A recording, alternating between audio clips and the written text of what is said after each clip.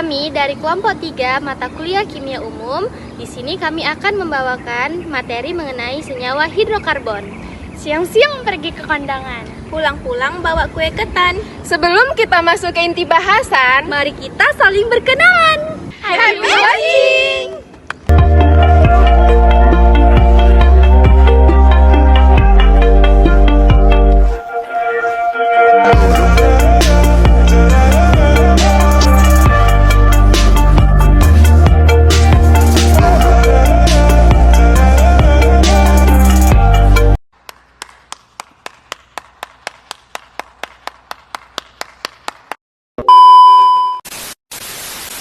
Take me back to the ground, 'cause girl, you look fine as hell.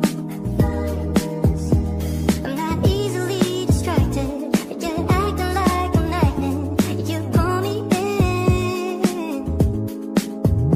I'll be pretty on the suit. Jadi ikatan kovalent itu adalah ikatan yang terbentuk dari pemakaian bersama pasangan elektron antara dua atom.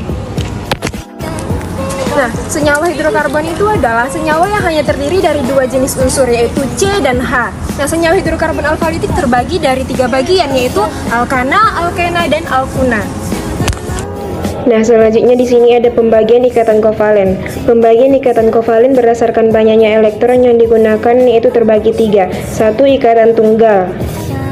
Ikatan kovalen tunggal adalah ikatan yang terbentuk apabila elektron yang digunakan bersama hanya satu pasang saja. Yang kedua, ada ikatan kovalen rangkap dua. Ikatan kovalen rangkap dua adalah ikatan yang terbentuk ketika dua atom berbagi dua pasang elektron atau 4 elektron. Yang ketiga, ada ikatan kovalen rangkap tiga. Ikatan kovalen rangkap tiga adalah ikatan kimia yang terjadi ketika dua atom berbagi 3 pasang elektron. Selanjutnya ada berdasarkan sumber elektronnya terbagi dua. Satu, ikatan kovalen murni. Ikatan kovalen murni adalah ikatan yang terbentuk antara dua atau lebih atom non-logam dengan cara berbagi elektron.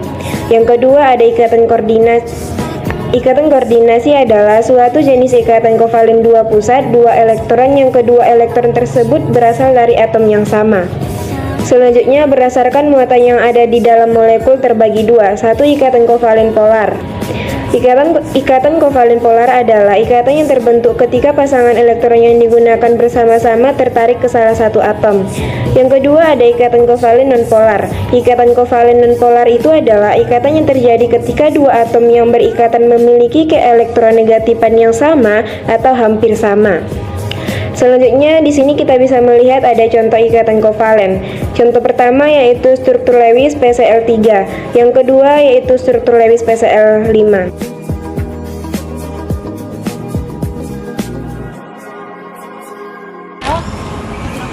Rantai senyawa hidrokarbon adalah rantai atom karbon yang diikat oleh atom hidrogen.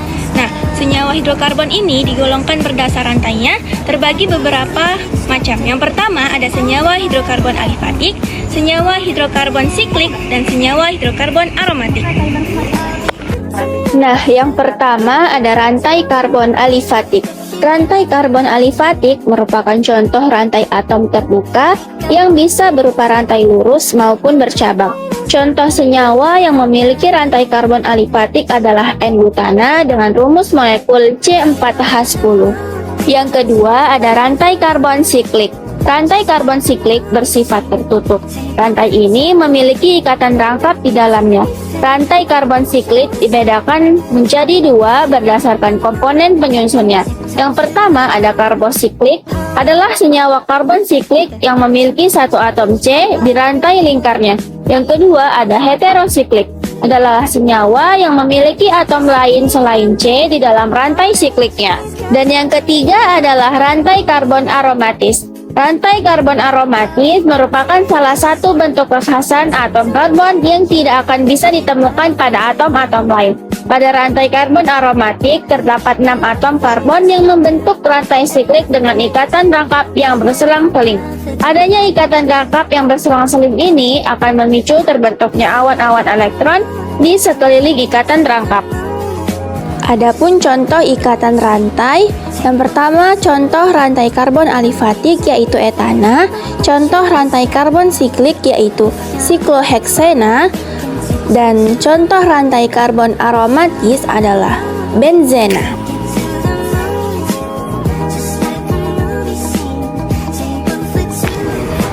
Hai, ikatan rangkap. Ikatan rangkap adalah ikatan kimia antara dua atom yang melibatkan lebih dari satu pasangan elektron. Dalam ikatan rangkap ini, dua atom berbagi lebih dari satu pasangan elektron untuk mencapai kestabilan. Selanjutnya, ikatan rangkap memiliki beberapa karakteristik. Di antaranya, 1. Ikatan rangkap digambarkan sebagai garis paralel atau sama dengan antara dua atom yang terhubung. 2. Ikatan rangkap yang melibatkan karbon lebih kuat dan lebih pendek daripada ikatan tunggal. 3. Ikatan rangkap kaya akan elektron, sehingga senyawa yang mengandungnya reaktif. Pembagian ikatan rangkap terbagi menjadi dua jenis utama. Pertama, ikatan rangkap 2. Terjadi ketika dua atom berbagi dua pasang elektron. Contohnya, ikatan antara dua atom karbon dalam etilena atau C2H4 di mana setiap atom karbon berbagi dua pasang elektron. Kedua, ikatan rangkap 3. Terjadi ketika dua atom berbagi 3 pasang elektron. Contohnya, ikatan antara dua atom karbon dalam asetilena atau C2H2 di mana setiap atom karbon berbagi 3 pasang elektron. Nah, ada pula contoh dari ikatan rangkap, yaitu pertama ikatan rangkap 2 seperti gambar ini, yang kedua ada ikatan rangkap 3 seperti gambar ini.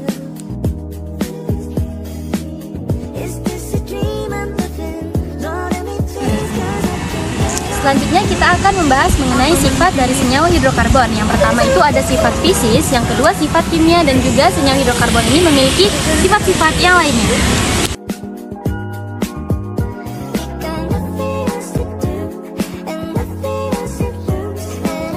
Jadi, senyawa hidrokarbon itu memiliki beberapa sifat, yakni sifat fisis dan juga sifat kimia, guys. Nah, sifat fisis dari senyawa hidrokarbon itu yang pertama, hidrokarbon itu memiliki sifat yang nonpolar, sehingga gaya antar molekulnya itu lemah. Yang kedua, hidrokarbon memiliki suhu leleh dan juga titik didih yang relatif rendah. Yang ketiga, hidrokarbon kurang atau bahkan tidak larut di dalam pelarut polar seperti air. Yang keempat, massa jenis hidrokarbon itu berbanding lurus dengan panjang rantai karbonnya.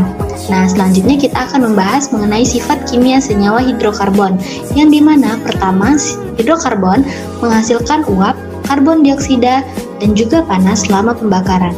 Yang kedua, reaksi pembakaran hidrokarbon itu memerlukan oksigen.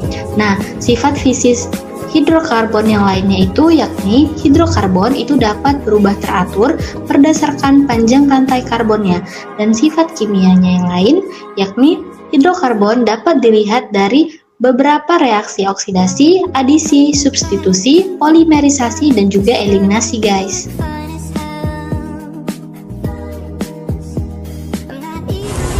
Alkana atau parafin adalah senyawa hidrokarbon alifatik yang ikatannya tunggal atau jenuh. Alkana ini diakhiri dengan kata ana. Umum untuk alkana ini adalah CnH2n tambah 2. Alkana ditandai dengan akhiran kata ana. Dalam alkana tidak ada batasan berapa karbon yang dapat terikat bersamanya. Jadi, setiap atom karbon mempunyai ikatan, baik ikatan CH atau ikatan CC, dan setiap atom hidrogen mesti berikatan dengan atom karbon, yaitu ikatan HC. Selanjutnya, ada gugus alkil dengan singkatan R atau simbolnya R yang merupakan alkana yang kehilangan satu atom hidrogennya. Gugus alkil ini ditandai dengan akhiran il, seperti metil, etil, propil, dan sebagainya.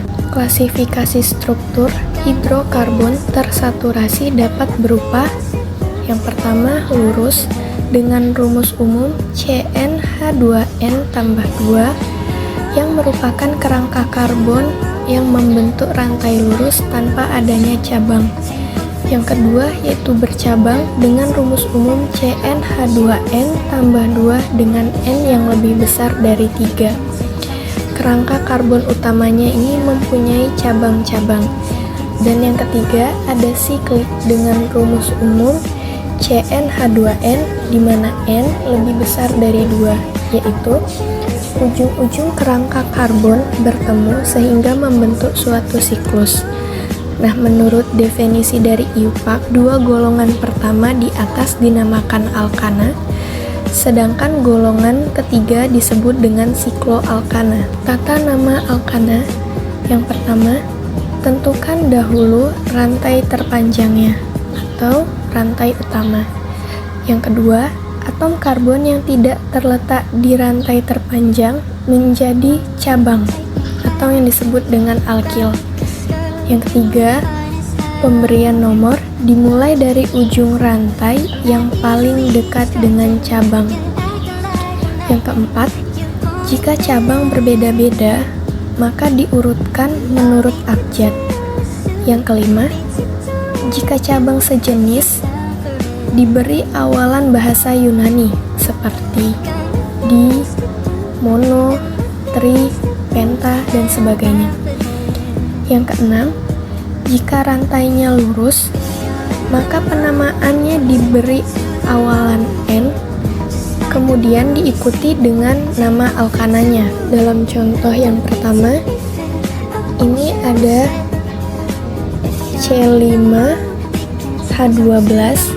Kita dapat menghitungnya dengan C-nya yang ada 5, dengan H-nya itu 3 tambah 2, 5, 7, 9, tambah 3, 12. Maka ini merupakan pentana, yang dimana ini merupakan rantai karbon lurus, diberi awalan N, diikuti dengan nama alkananya. Kemudian contoh yang kedua, di sini kita dapat menentukan terlebih dahulu rantai terpanjangnya. Kita bisa menghitung bahwasanya tinta yang berwarna merah ini merupakan rantai terpanjangnya, dengan tinta yang berwarna biru adalah cabang-cabangnya. Kita dapat menghitung dari bawah, karena dari bawah ini dia lebih banyak mengikat cabang. Jadi ujung rantainya ini dari bawah, ya kita beri nomor 1, 2, 3, 4, 5, 6, di mana 6 ini adalah heksana. Kemudian di sini ada 2 metil diikuti dengan 1 etil. Tadi jika memiliki cabang yang berbeda maka diurutkan menurut abjad. Nah, abjadnya itu dimulai dari etil dahulu, kemudian metil. Karena di sini metilnya ada 2, jadi kita memberi awalan bahasa Yunani yaitu di, maka dimetil. Maka dimulai dari 3 etil 2,5 dimetil heksana. Sebuah kumpulan dari atom karbon yang terangkai disebut juga dengan rumus kerangka. Maka pada alkana hanya terdapat isomer rangka. Jumlah isomer ini akan meningkat tajam ketika jumlah atom karbonnya semakin besar. Contohnya, metana, etana, dan propana tidak memiliki isomer, sedangkan butana, pentana, heksana, dan selanjutnya memiliki lebih dari 2 isomer. Dapat dilihat pada contoh isomer butana, isomer pentana, dan juga isomer heksana.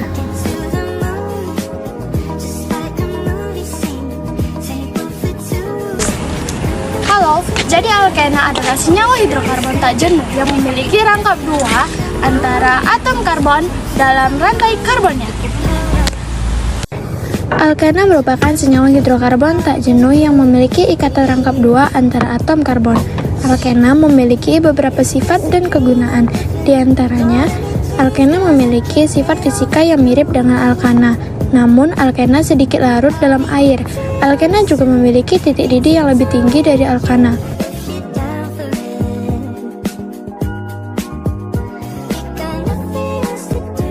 Contoh senyawa alkena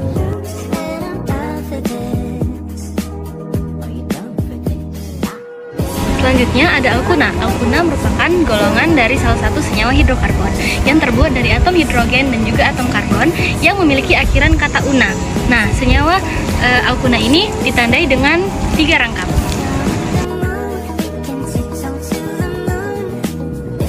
Alkuna juga memiliki rumus umum yakni CnH2n dikurang 2. Selanjutnya kita akan membahas mengenai sifat-sifat dari alkuna. Yang pertama, alkuna itu memiliki titik didih yang mirip dengan alkana dan juga alkena. Yang kedua, alkuna dapat bereaksi adisi dengan H2 halogen seperti F2, Cl2, Br2, dan I2, dan juga asam halida seperti HF, HCl, HBr, dan juga HI. Nah, untuk penamaan alkuna itu yang pertama kita dapat menentukan rantai terpanjang yang nantinya akan kita jadikan sebagai rantai utama. Yang kedua, atom C yang tidak terletak di rantai terpanjang itu menjadi cabang atau alkil. Yang ketiga, pemberian nomor itu dimulai dari ujung yang paling dekat dengan tanda rangkap 3. Selanjutnya kita menentukan cabangnya. Yang keempat, jika cabangnya berbeda-beda, urutkan menurut abjad.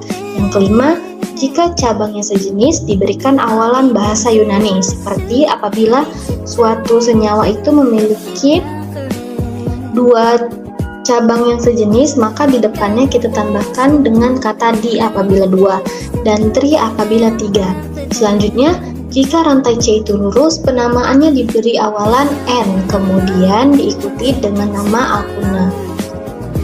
Contoh dari alkuna, di mana terdapat 3 contoh. Dan contoh pertama itu kita ketahui bahwa nama senyawa tersebut adalah 3-metil-1-butana. Dari mana kita mengetahui nama senyawa tersebut 3-metil-1-butana? Caranya itu, pertama kita tentukan dulu rantai terpanjang dari senyawa tersebut, di mana atom C pada senyawa tersebut itu terpanjangnya ada 4, makanya dia disebut butana. Selanjutnya untuk penomoran, kita lihat mana yang paling dekat dengan tanda rangkap 3, apakah sebelah kanan atau sebelah kiri. Karena pada senyawa tersebut sebelah kiri merupakan yang paling dekat dengan tanda rangkap 3, maka penomorannya dimulai dari sebelah kiri. Jadi 1, 2, 3, dan juga 4. Selanjutnya kita tentukan cabangnya. Karena penomoran dimulai dari sebelah kiri, maka cabangnya terletak di nomor 3.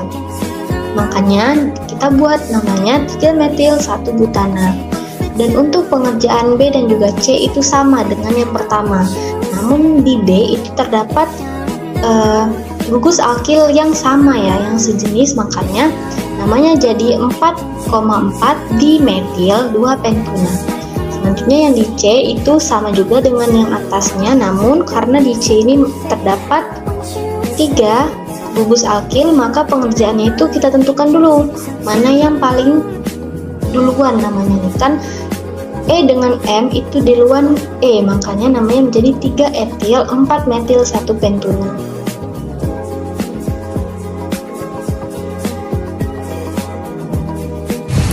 Baik, selanjutnya kita akan membahas mengenai dari contoh senyawa hidrokarbon. Yang pertama ada alkana. Nah, contoh dari alkana ada gas LPG. Selanjutnya yang kedua, contoh dari alkuna. Contoh dari alkuna ada gas pemadam kebakaran. Dan yang ketiga, alkena. Contoh dari alkena ada bahan baku plastik. Contoh senyawa alkana dalam kehidupan sehari-hari. Yang pertama, alkohol. Alkohol terdiri dari beberapa macam turunan, mulai dari etanol, metanol, etilen glikol, dan gliserol. Jenis alkohol yang paling sering digunakan yakni etanol sebagai bahan baku hand sanitizer, campuran minum beralkohol, bahan bakar spiritus, pelarut senyawa organik, dan lainnya. Yang kedua, metanol memiliki kegunaan sebagai bahan campuran bensin dan bahan pembuatan formalin dan polimer plastik. Yang ketiga, etilen glikol berfungsi sebagai zat anti beku yang digunakan untuk radiator mobil. Yang keempat, gliserol dimanfaatkan untuk obat-obatan, kosmetik, dan pembuatan tinta. Contoh yang kedua ada eter, yang dimana zat ini banyak berfungsi di bidang rumah tangga seperti untuk pelarut lemak, minyak, lilin, parfum, resin, dan pewarna. Pada dunia farmakologi dan obat-obatan, eter digunakan untuk anestesi sebagai bahan bakunya, obat penghilang rasa nyeri sebagai bahan utama pembuatan morfin, sedangkan di bidang industri, eter digunakan sebagai cairan starter mesin diesel dan mesin bensin. dalam cuaca dingin dan sebagai zat stabilizer bensin yang berfungsi untuk meningkatkan konsentrasi oktan dan mengurangi polusi. Contoh yang ketiga ada aldehida, yang dimana jenis aldehida yang paling umum digunakan yakni formaldehida yang merupakan gas berwujud larutan 37% dalam air yang sering disebut dengan formalin. Senyawa jenis ini berfungsi untuk mengawetkan mayat dan sebagai bahan pembasmi kuman atau desinfektan. Selanjutnya contoh senyawa alkena dalam kehidupan sehari-hari, yang dimana senyawa alkena dapat digunakan sebagai obat bius ketika bercampur dengan kandungan oksigen dan merupakan bahan baku pembuatan plastik, karet sintetis, serta alkohol.